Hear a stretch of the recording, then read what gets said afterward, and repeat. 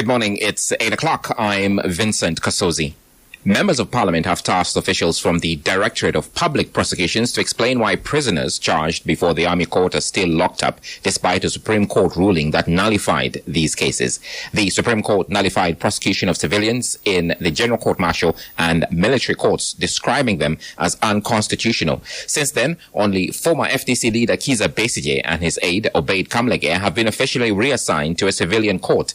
The chairperson of the Public Accounts Committee of Parliament, Mohamed Mwanga Chivumbi, is concerned that the DPP's office is taking too long to transfer the files of these suspects to civilian courts.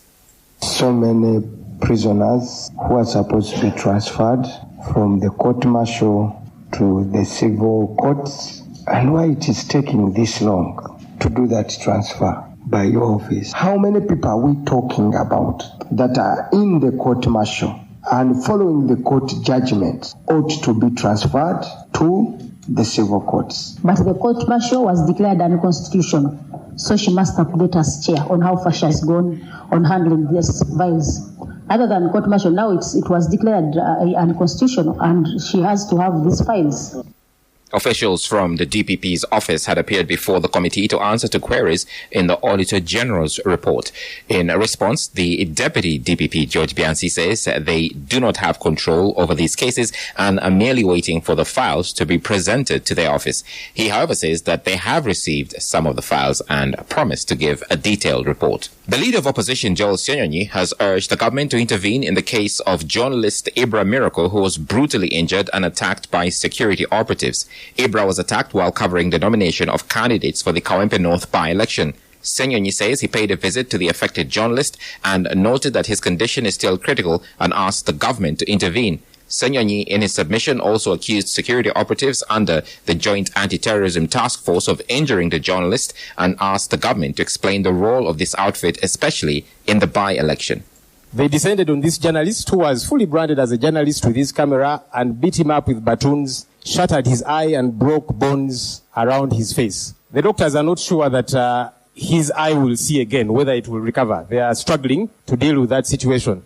Honorable Speaker, one, I think government needs to tell us what the exact role of Gov't is. I don't know what they're doing in a by-election, but also what are we doing going after journalists doing their job?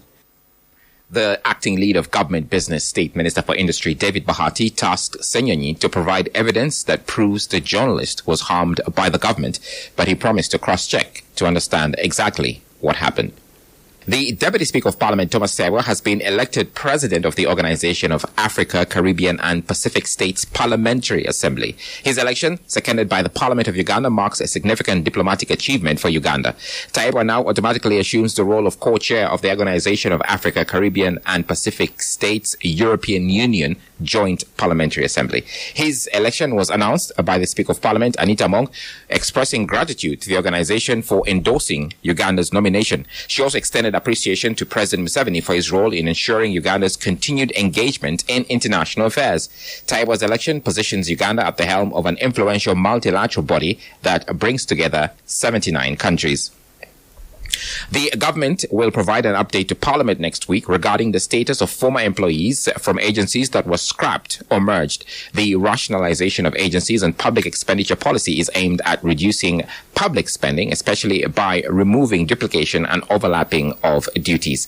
The Erute South MP, Jonathan Odu, emphasized the need for the government to clarify the situation of these employees, many of whom are currently unemployed and struggling to meet their basic needs.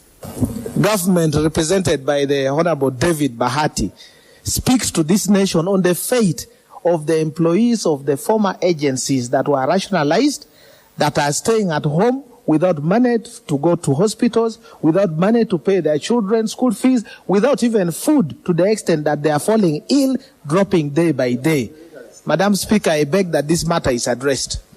The State Minister for Industry, David Bahati, informed Parliament that the Public Service Minister, Muruli Mukasa, recently briefed the Cabinet on the progress of the rationalization process and promised to update Parliament next week.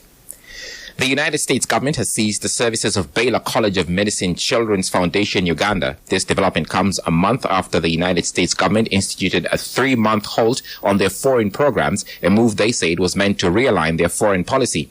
In a notice dated 26 February 2025, signed by Adam Cox, the Deputy Director, Office of Acquisition and Assistance at USAID, they note that the award is being terminated for convenience and the interest of the U.S. government. Cox further says the directive to close was made by the U.S. Secretary of State Marco Rubio in his capacity as the acting administrator for the U.S. Agency for International Development, USAID.